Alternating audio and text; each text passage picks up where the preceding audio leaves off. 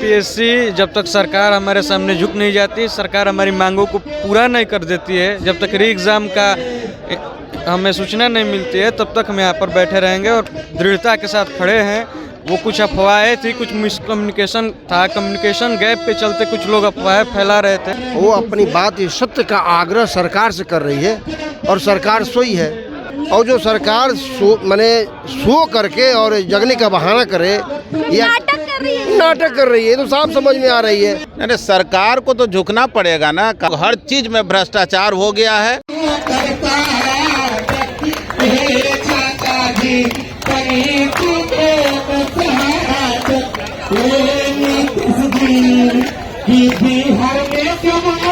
नमस्कार, आप देख रहे खबरीलाल लाइव और मैं हूं आपके साथ निधि सिंह। देखिए, इस वक्त हम पटना के गांधी मैदान और गांधी मूर्ति के पास मौजूद है, जहां हमारे सामने अब भीड़ देख सकते हैं कि छात्र अनशन पे बैठे और इनके साथ साथ जनसुराज के सूत्रधार प्रशांत किशोर भी इन सभी छात्रों को बुलंद करने के लिए आज यहाँ अनशन पर बैठे हैं। तमाम यहाँ पे जनसुराज के कई नेता भी मौजूद थे। आपको प्रदेश अध्यक्ष की भी बातें बताई, क्या कुछ कहे हैं। पहले चलिए हम यहाँ पे मौजूद छात्रों से भी बात करेंगे और जानेंगे कि आखिर कब तक ये लोग अनशन पर इसी प्रकार बैठे रहेंगे। आखिर कब तक आप लोग इसी तरह अनशन पे बैठे रहेंगे? जब तक बीपीएससी, जब तक सरकार हमारे सामने झुक नहीं जाती, सरकार हमारी मांगों को पूरा नहीं कर देती है, जब तक री एग्ज़ाम का हमें सूचना नहीं मिलती है, तब तक हम यहाँ पर बैठे रहेंगे और प्रशांत जी के नेतृत्व में हम अनशन करते रहेंगे। आप लोग कहते थे कि राजनीति के शिकार हो चुके हैं, जनसुराज सूत्रधार प्रशांत किशोर आप लोगों का साथ छोड़कर निकल गए, लेकिन कहीं ना कहीं लग रहा है कि प्रशांत किशोर आपके साथ है। बिल्कुल, वो हमारे साथ दृढ़ता के साथ खड़े हैं।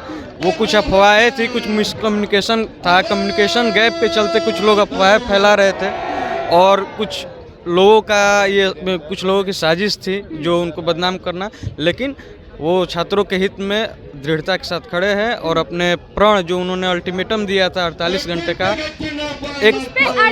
अड़े रहे और 2 तारीख से जो उन्होंने आश्वासन दिया था आमरण अनशन का, वो पूरा कर रहे हैं। और हम लोग को मतलब बहुत ही बड़ा एक स्तंभ, एक बहुत बड़ी मजबूती मिली है उनके रहने से।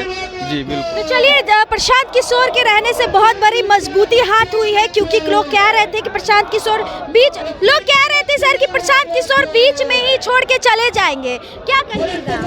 कोई बीच में छोड़ करके नहीं जाता है। अब आप बताइए, ये तो सत्याग्रह है। सत्याग्रह का मतलब होता है कि सत्य का आग्रह। जैसे हमारे पश्चिम चंपारण में जब हमारे महात्मा गांधी जी आंदोलन चलाए, सत्याग्रह चलाए, शुरुआत किया उन्होंने, तो उन्होंने अंग्रेजों से सत्य का आग्रह किया था। आज यहाँ जो अभ्यर्थी आए हुए हैं, वो अपनी बात सत्य का आग्रह सरकार से कर रही है और सरकार सोई है।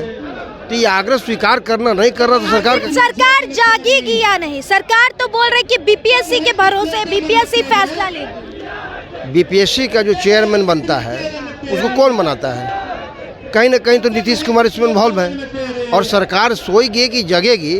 जो सरकार जग गई हो तो उसको तो बताना जरूरत नहीं है। और जो सरकार सो करके और जगने का बहाना करे या नाटक कर रही है, तो साफ समझ में आ रही है। अब आपको सोचे ना कि भाई यहाँ पर कह रहे हैं लोग कि अवैध है। ये बताइए कि सत्याग्रह करना अवैध होता है? यदि हम महात्मा गांधी के नीचे, पैर के नीचे हम बैठे हुए हों और अपनी बात हम सत्य का आग्रह कर रहे हो, ये अवैध कैसे माना जाए? यदि ये अवैध होता है इस तरीके का मामला, तो हम इसका मतलब कि हम लोकतंत्र में अपनी आज़ादी मुझे नहीं मिली अपनी बात रखने का। चलिए, देखिए, एक तरफ सरकार नहीं झुक रहे हैं तो दूसरी तरफ छात्र भी डटे हुए हैं। कह रहे थे लोग कि प्रशांत किशोर बीच रास्ते से चले जाएंगे। छात्र भी कह रहे थे कि हम राजनीति के शिकार हो चुके हैं, क्या कहें? प्रशांत किशोर जी का अभी तक जो ट्रैक रिकॉर्ड है, उन्होंने कभी बीच से कुछ नहीं छोड़ा है।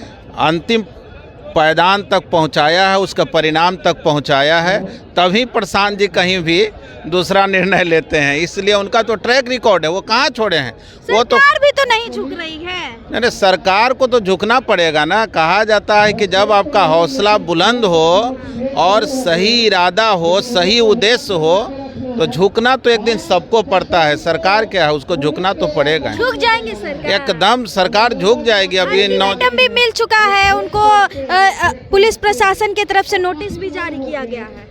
देखिए, पुलिस प्रशासन जो है वो चाहती है कि किसी भी तरह से कोई भी लोकतांत्रिक तरीका हो उसको दबा दिया जाए, और अब एक मनमानी एक अपना जो है एक तंत्र बना लिया है लोग, हर चीज़ में भ्रष्टाचार हो गया है।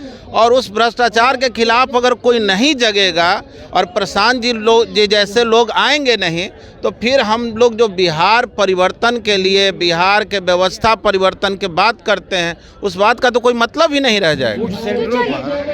कुछ सेंटरों पर री एग्जाम हो रही है, कल होगी। ये बताइए आप एक ही परीक्षा दें, एक से सवाल किया जाए कि गाय को कितना पैर होता है, वो आसान सवाल है। और फिर उसी परीक्षार्थी से पूछा जाए जो उसके साथ बैठने वाला है कि ये बताओ कि मकड़ा को कितना पैर होता है, क्या दोनों एक ही सवाल है? आप एक ही बताइए कि एक का परीक्षा आपने ले लिया और आपको कहीं ना कहीं सिस्टम में गलती नज़र आई है, कहीं आपको चूक हुआ है, कहीं आपको एविडेंस मिला है, तभी ना आप कुछ सेंटरों का री एग्जाम ले रहे हैं। इसका मतलब है कि पूरा सिस्टम आपका बिल्कुल ही ध्वस्त हो गया है, और आप उसके लिए री एग्जाम ही आपके लिए सबसे अच्छा साधन। चलिए, री एग्जाम के लिए लगातार मांग कर रहे हैं यहाँ पे जितने लोग बैठे हुए हैं। नीतीश कुमार के खिलाफ ये लोग प्रदर्शन कर रहे हैं। भीड़ आप देख सकते हैं कि पटना के गांधी मैदान बापू जी का जो मूर्ति है, गांधी जी की मूर्ति के नीचे नीतीश कुमार के खिलाफ जमकर हंगामा बोल रहे हैं। इस रिपोर्ट के माध्यम से दोस्तों आपको क्या लगता है, कमेंट में अपनी प्रतिक्रिया